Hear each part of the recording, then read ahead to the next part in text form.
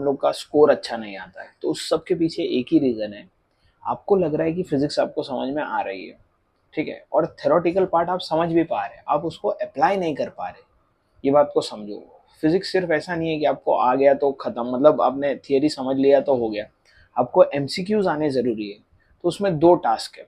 पहले तो आपको बहुत सारे एमसीक्यू प्रैक्टिस करने हैं, जिससे क्या होगा, आपका जो एबिलिटी टू सॉल्व न्यूमेरिकल है ना, वो बढ़ेगा। तो ही एग्जाम में मार्क्स आएंगे, क्योंकि एग्जाम में क्या आ रहे हैं, एमसीक्यूज में प्रॉब्लम आ रहे हैं, समझ में आ रहा है ना, न्यूमेरिकल्स आ रहे हैं, आपको वो सॉल्व करना है। तो उसके लिए आपको क्या करना है, स्टार्टिंग में कुछ मिनिमम अमाउंट ऑफ एफर्ट आपको डालना बहुत ज़रूरी है। उसके बाद ही सब्जेक्ट का अंडरस्टैंडिंग बिल्डअप होगा। ऐसा नहीं है कि पहले ही दिन आपको ये सब्जेक्ट एकदम समझ में आ जाएगा। आपको मार्क्स नहीं भी आ रहे तो भी आपको लगे रहना है भाई। आप इसको मैं ग्राफ से समझाऊँ तो समझना भाई, एकदम फिजिक्स के फॉर्म में। जैसे मान लो ये ग्राफ है, ये इधर हो गया आपका मार्क्स, इधर क्या हो गया, कितने मार्क्स आप स्कोर कर रहे हैं, और इधर अमाउंट ऑफ वर्क है, या हार्ड वर्क आप लोग कितना कर रहे हैं, कितना हार्ड वर्क आपने फिजिक्स के लिए दिया, कितना एफर्ट आपने फिजिक्स में मारा। तो अगर अपन इसका ग्राफ ड्रॉ करें ना, तो पहले कुछ दिनों तक, जैसे मान लो आप 11th से अभी अभी आए नए, ठीक है, मतलब 10th पास हो गया, अभी अभी 11th में आए, तो आप लोग बहुत ज्यादा एफर्ट करेंगे, बहुत ज्यादा एफर्ट करेंगे ना, तो भी मार्क्स नहीं बढ़ता है। मार्क्स एकदम धीरे धीरे इंप्रूव होगा। फिर एक टाइम आएगा, उसके बाद मार्क्स इंप्रूव होने लगेगा आपके एफर्ट के साथ साथ। तो आप इस कर्व को समझो, जैसे जैसे आप एफर्ट बढ़ाते जाएंगे ना, मार्क्स एक्सपोनेंशियली बढ़ेगा। क्योंकि पहले कुछ मिनिमम अमाउंट ऑफ कॉन्सेप्ट्स है जो आपको अच्छे से समझ में आने बहुत जरूरी है।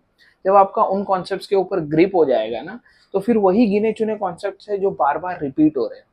आप समझ रहे, आप स्टार्टिंग का ये अमाउंट ऑफ एफर्ट डालो। लोग इधर ही क्विट कर देते हैं, अरे भाई इतना मार्क्स मेहनत कर रहा हूँ, कुछ नहीं आ रहा है मार्क्स। आएगा भाई, सब्र रखो, आप लगे रहो। जब भी आप ये पॉइंट क्रॉस करेंगे ना, तो आपका फिजिक्स का अंडरस्टैंडिंग बहुत डेवलप हो जाएगा और मार्क्स भी बहुत बढ़ेंगे। तो आपको कम से कम, जैसे मान लो अभी आप 11th में हैं, तो स्टार्टिंग के कुछ 5 से 6 महीने, यानी जो आप स्टार्टिंग के जो भी 4 या 5 चैप्टर पढ़ रहे हो, उनके ऊपर एटलीस्ट आप हर चैप्टर पे 100 एमसीक्यू खुद से सॉल्व करो। भले ना उनका आंसर आपको नहीं मिल रहा है, ठीक है, आप क्वेश्चन पढ़ रहे, थोड़ा बहुत समझ में आ रहा है, सोल्यूशन रेफर करो, सोल्यूशन को देखो, जिससे आपका अंडरस्टैंडिंग डेवलप होगा। तो जैसे जैसे अंडरस्टैंडिंग डेवलप होते जाएगा ना, सॉल्यूशन को देख देख के, समझ समझ के, फिर आप खुद से भी क्वेश्चन कर पाएंगे। तो प्रोसेस में लगे रहना। आप क्या करते हैं कि अरे भाई ये क्वेश्चन पढ़ा, ये नहीं आ रहा है, इसका सॉल्यूशन देखना पड़ रहा है, इसका भी देखना पड़ रहा है। तो देखो भाई, कोई प्रॉब्लम नहीं है, जितने ज्यादा आप सॉल्यूशन सीखेंगे आपका अंडरस्टैंडिंग बढ़ते जाएगा कि ओके ये भी अप्रोच है, ये भी अप्रोच है। फिर कुछ एक थ्रेशोल्ड आप पार करेंगे ना, फिर आपका मार्क्स बढ़ेगा।